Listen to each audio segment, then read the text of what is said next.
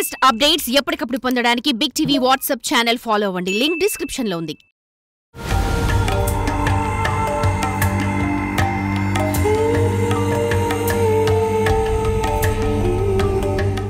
వానరాన్ని సాక్షాత్తు హనుమంతుడి రూపంగా భావిస్తారు అందరూ. అయితే దాదాపు 30 ఏళ్ల కింద ఓ గ్రామంలోకి వచ్చిన కోతి అనతి కాలంలోనే అందరికీ దగ్గరయ్యింది. అన్ని పనుల్లో సాయం చేస్తూ గ్రామంలో తనకంటూ ఓ ప్రత్యేకతను చాటుకుంది. అలా కొన్ని ఏళ్లు గడిచిన తర్వాత అనుకోకుండా ఓ రోజు కోతి చేష్టలు చేస్తూ అందరినీ ఇబ్బందులకు గురిచేసింది. దీంతో ఓ యువకుడు కోతిని చంపాడు. కానీ అదే రాత్రి ఆ యువకుడు కలలోకి వచ్చిన కోతి ఓ రహస్యాన్ని చెప్పింది.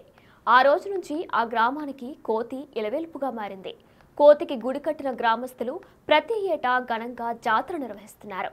ఈ జాతరకు ఆ గ్రామ ప్రజలే కాక రాష్ట్ర నలుమూలల నుంచి భక్తులు వచ్చి పూజలు చేస్తున్నారు. మరి ఆ కోతి చెప్పిన రహస్యం ఏంటి? ఈ కోతి జాతర ఎక్కడ? ఇప్పుడు తెలుసుకుందాం.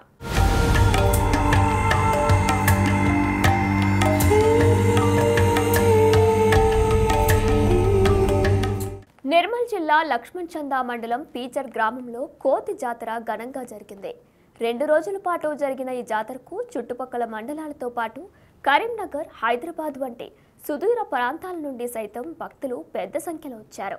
సుమారు 30 ఏళ్ల కిందట మండలం పిచార గ్రామంలోకి వచ్చిన ఒక కోతి గ్రామంలోని రైతులకు మరియు గ్రామస్తులకు సహాయం చేస్తూ ఉండేది. రైతులు ఎడ్లను చేనుకు తీసుకువెళ్లడం, మంచినీరును అందించడం, పంట చేల్లోకే వేరే జంతువులు రానివ్వకపోవడం, చిన్నపిల్లలను ఆడించడం వంటి మంచి పనులు చేస్తూ అందరికీ దగ్గరయ్యింది. అలా కొంతకాలం గడిచిన తర్వాత ఆ కోతి అకస్మాత్తుగా పిచ్చి చేష్టలు చేయడం ప్రారంభించింది. గ్రామస్తులను కరుస్తూ భయభ్రాంతులకు గురిచేసింది. దీంతో అదే గ్రామానికి చెందిన ఓ వ్యక్తి ఆ కోతిని హతమార్చాడు.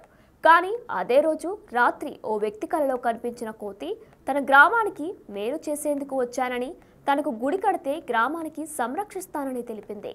ఈ విషయాన్ని గ్రామస్తులకు తెలిపిన ఆ వ్యక్తి కోతి కళేబరానికి సాంప్రదాయబద్ధంగా అంత్యక్రియలు జరిపించారు. అనంతరం అందరూ గ్రామస్తుల సహకారంతో ఆ సమాధి దగ్గర కోతికి గుడి నిర్మించారు. డిసెంబర్ 20వ తేదీన కోతి మరణించడం, తెల్లవారు 21వ తేదీన కోతి అంత్యక్రియలు పూర్తవడంతో ఆ 2 రోజులు ప్రతి ఏటా జాతర నిర్వహిస్తున్నారు గ్రామస్తులు. కోతి జాతర ఘనంగా నిర్వహిస్తుండటంతో పీచర గ్రామానికి ఏ కష్టం రాకుండా ఉండటం తెలుసుకున్న చుట్టుపక్కల గ్రామాల ప్రజలు కూడా కోతి గుడికి రావడం ప్రారంభించారు. కోరిన కోరికలు తీర్చుతున్న కారణంగా కోతి జాతర రోజున భక్తులు పెద్ద సంఖ్యలో హాజరై మొక్కులు తీర్చుకుంటున్నారు. భవిష్యత్తులో ఈ కోతి జాతర మరింత ప్రసిద్ధి చెందే అవకాశం ఉందంటున్నారు గ్రామస్తులు. ఏది ఏమైనా కోతికి గుడి కట్టి ఘనంగా జాతర చేస్తున్న ఆ గ్రామస్తులు గ్రేట్ అంటున్నారు హనుమాన్ భక్తులు. మరి మీరు ఏమంటారో కమెంట్ చేయండి.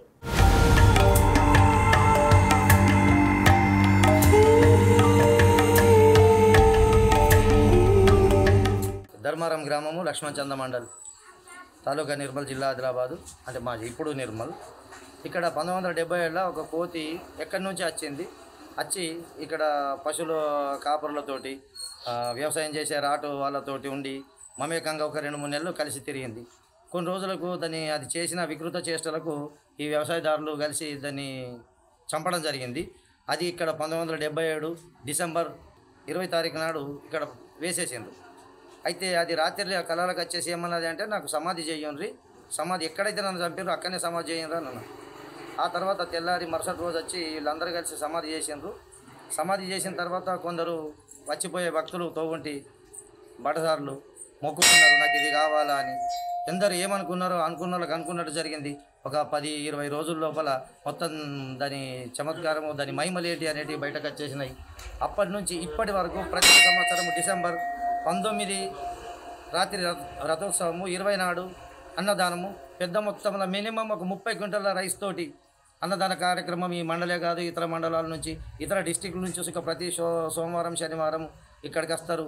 దీని మహిమ ఎంత ఉన్నది అని అంటే, ఎవరన్నా కానీ దీన్ని నమ్ముకొని ఒక 5 వారాలు స్వామి నేను వచ్చి ఇక్కడ ప్రదక్షిణ చేస్తా, నాకు ఈ కోరిక ఉన్నది అని ధర్మబద్ధంగా ఎవరైతే కోరుకుంటారో వాళ్ళకి 100% ఇక్కడ మొక్కిన మొక్కులు, కోరికలు ఈ స్వామి తీరుస్తాడు.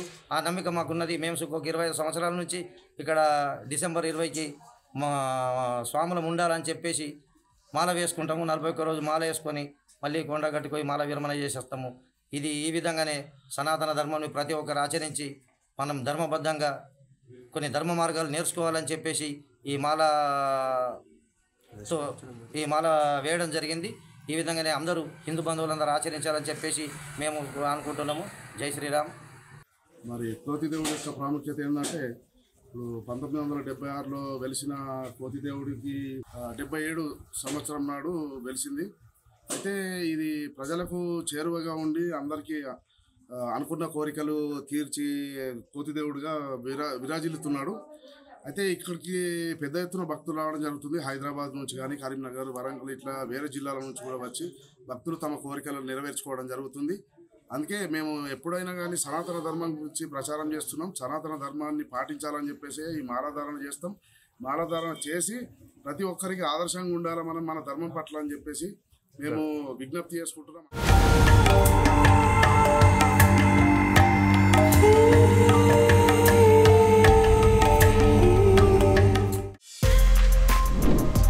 For more videos like this, subscribe Big TV channel.